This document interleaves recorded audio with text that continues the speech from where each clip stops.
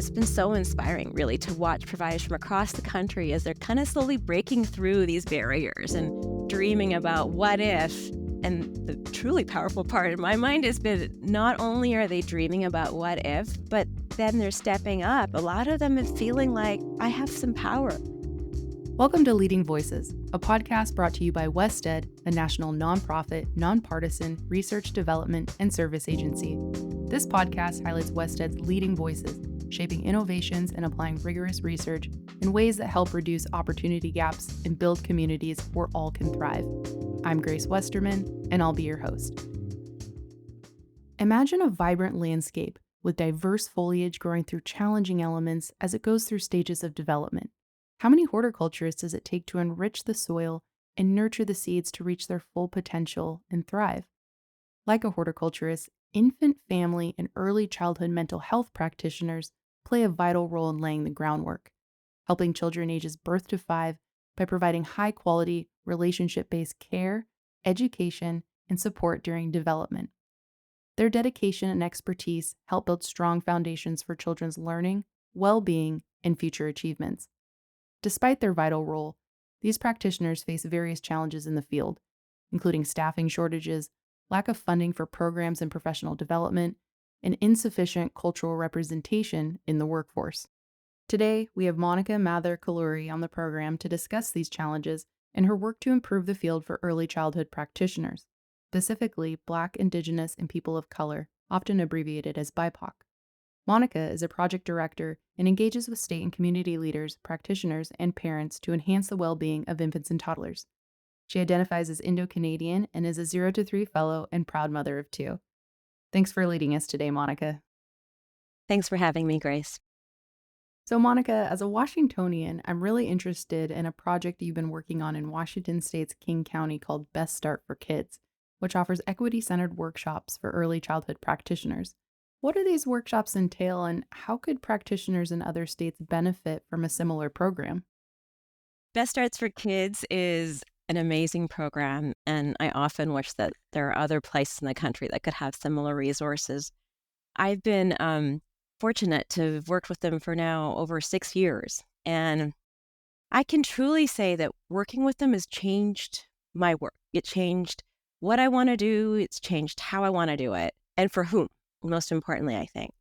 And mainly because they've taught me what equity truly is, and I feel it in every part of the work that I do with them every day. Like, as we're thinking about trainings, whether it's the topic of the training or when it's held, how many languages we might interpret in, or even what food we have at the training. Like, every piece of it is about access and responding to the needs, especially the needs of historically marginalized communities. And I think we focus a lot on creating a sense of belonging for them. And I guess in answer to your question, that's really what I would wish for all prenatal to 5 providers in every state to have are these spaces where they feel belonging, spaces where they can be vulnerable and brave and unpack all these complex ideas and feelings. And at Best Starts for Kids, we do this through a variety of different professional development type opportunities. We have these large group workshops where people come for like more topic specific experiences. We have things that run all year, community practices, some are agency specific, some topic specific. And actually right now we have an 18-month intensive course on infant, family, early child mental health happening. And throughout all of these training activities, I think the commonality is these spaces for like really deep reflective work, whether they're embedded like into the actual program or if they're separate. I think last year we had over 85 reflective consultation groups running, which is absolutely incredible. So in the end, I think it's these brave, safe spaces where people really feel like they belong. That's what I would hope and wish for, that all the other states, communities, counties could emulate and have available to all providers. What's the essential element for creating a sense of belonging and inclusion in these professional development settings? Grace, I'd say creating a place where people feel like they can share their full story and experiences, and where they don't feel like they have to compartmentalize and think about what is okay or safe to share. And if they do share it, like, will they have to explain themselves or teach others? I think that's also something that can be a wondering or a barrier. And I think it's really important to have other folks with similar experiences that they can relate to. So even say those who are facilitating the workshops, like when facilitators share authentically and respond authentically to participants, it really helps to create that welcoming vibe. And I think the topics and discussions that we choose and that we have, they also really help set the tone when they include real lived experiences of all people, including people of color. And we don't like shy away from the facts like, yes, we have oppressive systems, or yes, the Trail of Tears happened. I think that folks start to feel like we're talking to them, that this is truly about them. And then they feel that safety and belonging where they can bring all of themselves into the training. You mentioned that you're bringing in some of the real lived experiences of all people, including people of color. How can state agencies address the nationwide underrepresentation of BIPOC practitioners in the prenatal to five workforce and pave the way for a diverse and inclusive future in the field? I think from your question, I think the key word there is representation. So, how do we change the prenatal to five provider demographic so that they look more like the children and families they support? So, this might be how do we support more providers who speak the same language as the children and families? If we're working with children with disabilities, how do we have more providers that have disabilities that represent those children and families and are there to work with them or who are from the same cultural background or faith? And how we get there is it's complex. And I think at the heart of it is really strategically thinking with each community to think about what's key for them. What's the representation that's lacking in that particular city or town or whatever level of community, state that you're looking at?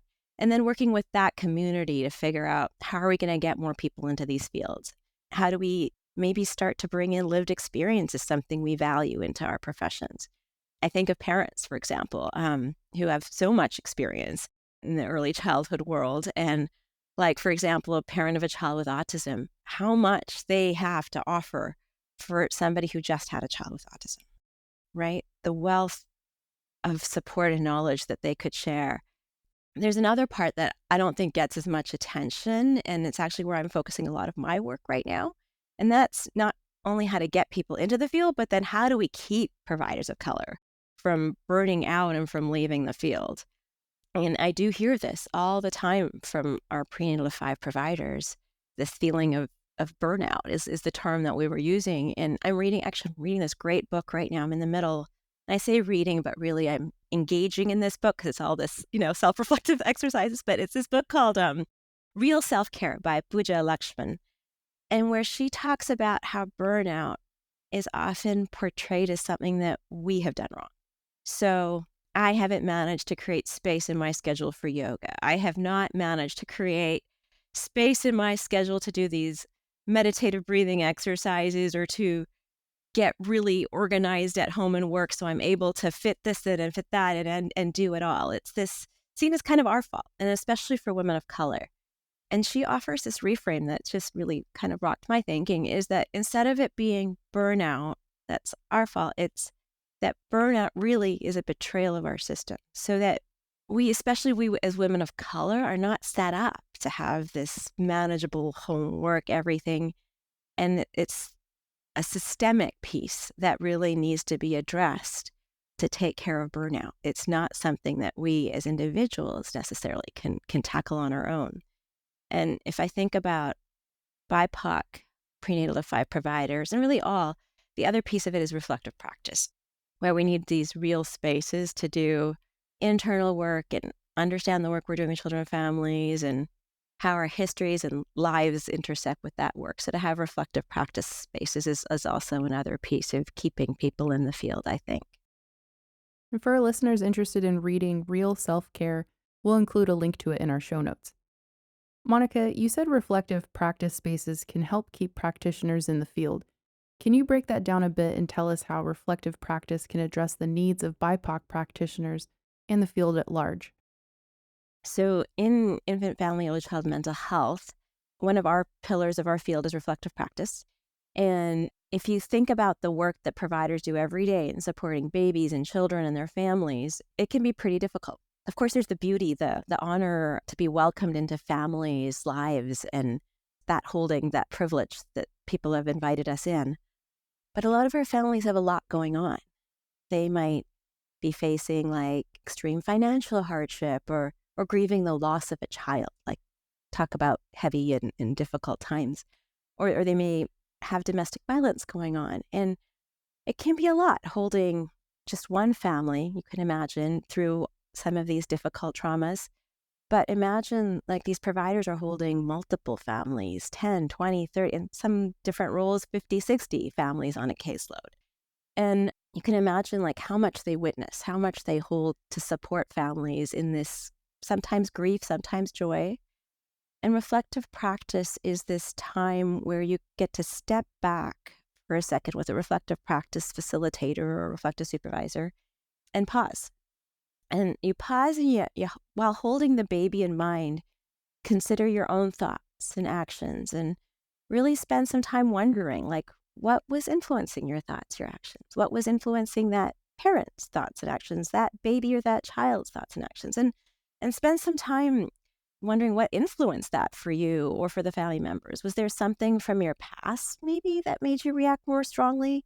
A lot of our providers have experienced some of these same traumas that I just mentioned themselves. And imagine then being in this place where you're holding a family, right? Who's going through the same thing that you've witnessed and you've been through. So we're now using something that we're calling revolutionary reflective practice, which builds on the healing justice and anti-racist work. And it's really part of this current infant, family, early childhood mental health movement that's happening around the country. So in revolutionary reflective practice, we're moving from that more individual, right? That piece of reflection that where we're bringing in the history of our people, the beauty of like what our ancestors, the gifts that they have given us that we're bringing in, as well as some of the atrocities they've faced, the systems of oppression that they've dealt with, and current day too, what's happening around us. And we bring all of this together and do some radical dreaming, we're calling it radical visioning of what could be. And using this visioning to think about what we could do, not just to support that one at a time. Like you can imagine that one child in a family, the second child in a family who are going through similar circumstances again and again, and how exhausting and just draining that becomes. But to think about what can we do for all of these babies and children and families who are experiencing some of these same oppressive pieces or systemic injustices, or even little, what supports can we provide in a more systematic way? And really, it all starts with each person turning inwards and understanding where they're coming from in this work. Last year, you organized the first nationwide reflective practice space for BIPOC practitioners and have continued to host these spaces. Can you tell our listeners what the impetus was behind this and what you're learning in these spaces? Yes, in 2023, we launched a program funded by the Perigee Foundation called Revolutionary Reflective Practice for BIPOC Healing and Liberation. And this program has been truly transformational. And I admit it's far exceeded what I'd even dreamed or hoped would be possible.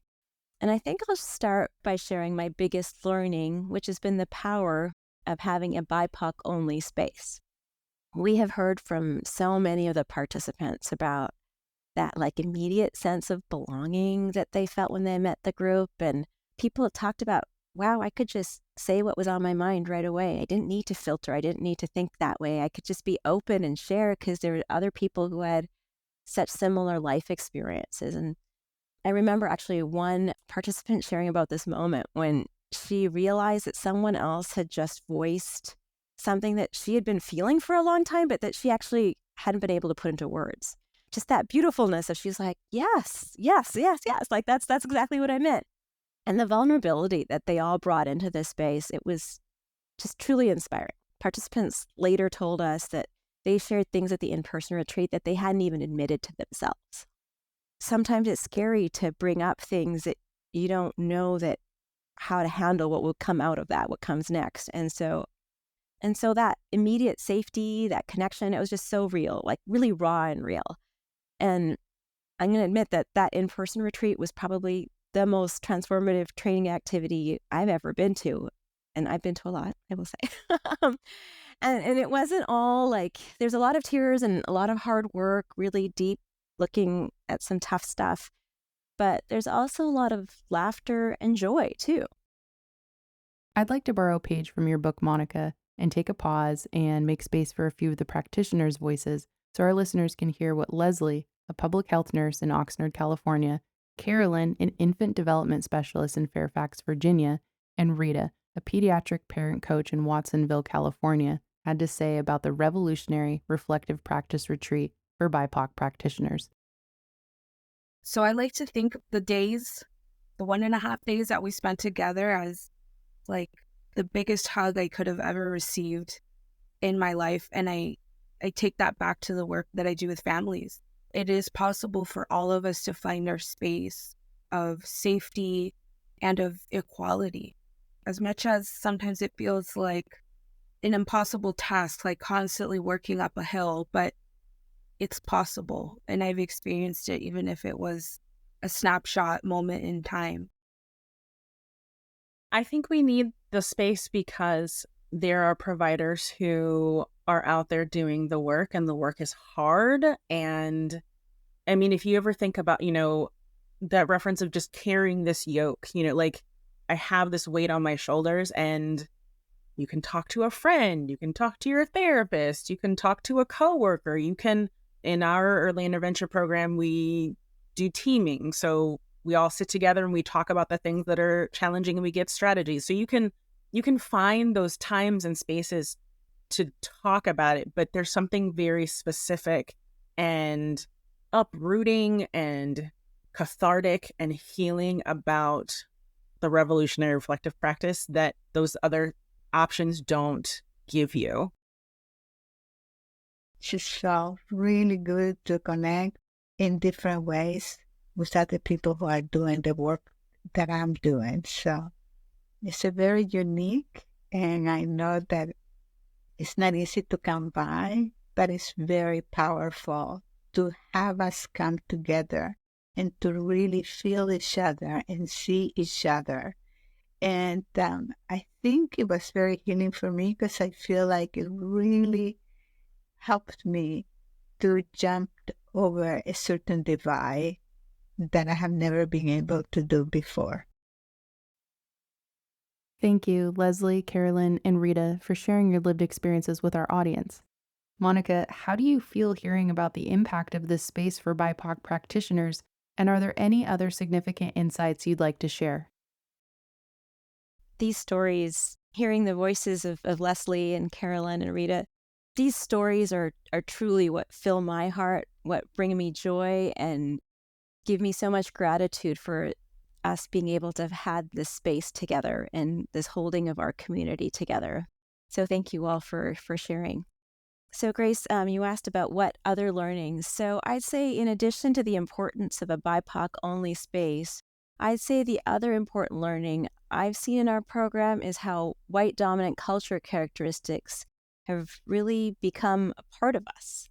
There's so many like these aha moments as all of us, the participants, began noticing as we heard about them, like these characteristics that are so deeply embedded in our society that we all just take them for granted. Things like the desire for perfection, the worship of the written word, how we need things to be like objective and that other things don't have as much value. And even as I'm saying these aloud, I can think about like, oh yeah, urgency. I do that all the time. And I can feel my body like I do these things every day, and I'm complicit. I'm complicit in these ideas, as a lot of us are, because it's really about society, and they've just become the rules of our society. This is how we function. And until we really have the time to examine kind of our own behaviors and slow down, we continue to be complicit and propagate even these expectations and these ways of being. Yes, these issues are deeply ingrained in our systems from childhood to adulthood, and it seems like making space for BIPOC professionals to reflect on and share their lived experiences helps break down individualistic barriers and build collective systems change that's more equitable and inclusive. Yeah, definitely, Grace. I think the power is in the reflection and the spaciousness that most of us day to day don't have the privilege of having, because so many I think of our providers are just in this go, go, go state. And many of us, we're so focused on doing that we don't get a chance to stop and pause and reflect. And that is really, like I said earlier, where learning happens, where change happens, where growth happens. I'll tee off from this to kind of one other point that I had about another learning. And it's again from what one of our participants had said about, they said something like, to change everything, first we have to learn to dream. And it's been so inspiring, really, to watch providers from across the country as they're kind of slowly breaking through these barriers and dreaming about what if. And the truly powerful part in my mind has been not only are they dreaming about what if, but then they're stepping up. A lot of them are feeling like, I have some power. They're reclaiming some of that power, saying, not only does this change need to happen, but maybe I'm going to be the one to help start it. I think this is liberation when we feel like we have the power to control our destiny. We have the hope that that's possible, and then we find ways to heal and make changes for our future generations. Well, Monica, like skilled horticulturists, you and your team of visionaries are cultivating environments to foster growth in the communities you serve, and it's been a privilege to learn about it. Before we wrap up today's episode, would you mind sharing a significant moment from your journey that has strengthened your dedication to this work? Sure, Grace. But first, I really need to clarify, this is definitely not just my work. I am blessed to work with an amazing team of visionaries who have put so much heart, passion, and wisdom into this work.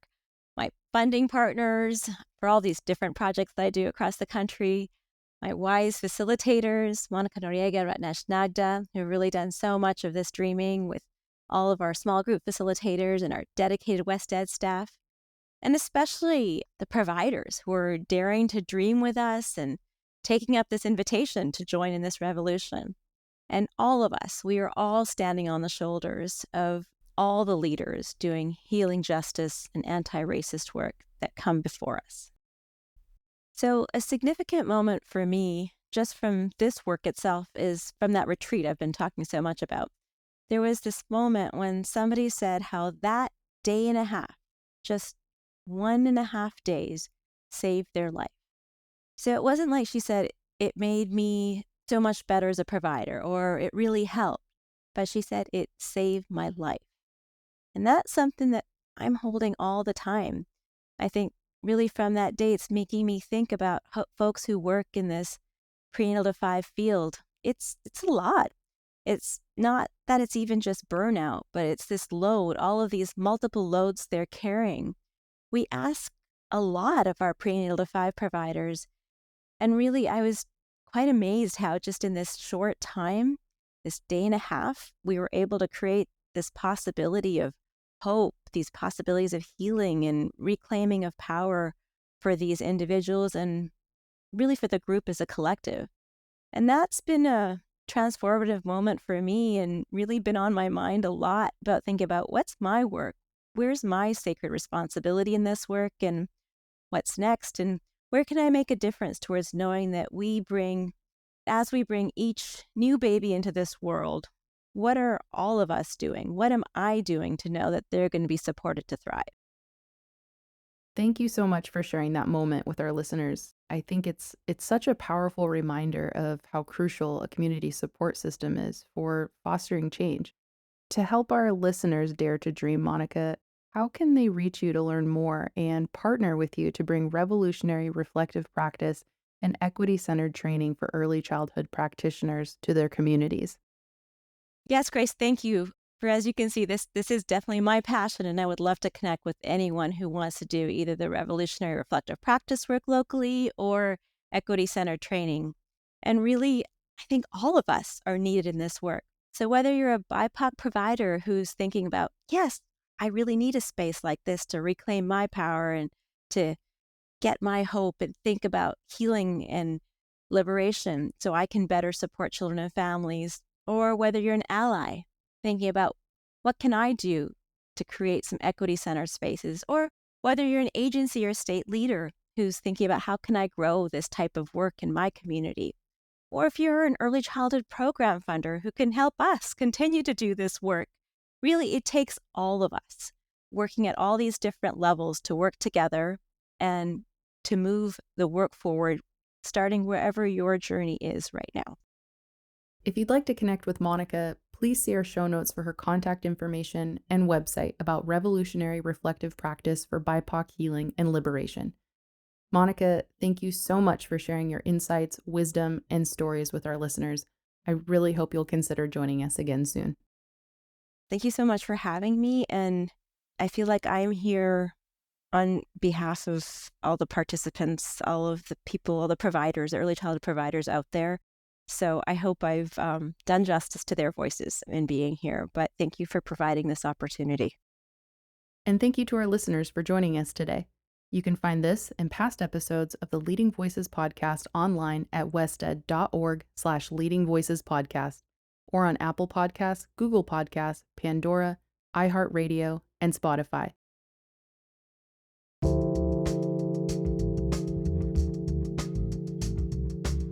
This podcast is brought to you by WestEd, a national nonprofit, nonpartisan research development and service agency. At WestEd, we believe that learning changes lives. Every day, we partner with schools and communities across the country to improve outcomes for youth and adults of all ages. Today's episode focused on just one important facet of WestEd's work, and I encourage you to visit us at wested.org to learn more. And special thanks to Sanjay Pardhanani, our audio producer, and the BIPOC early childhood practitioners who shared their voices and experiences with us today. Thank you for listening. Until next time.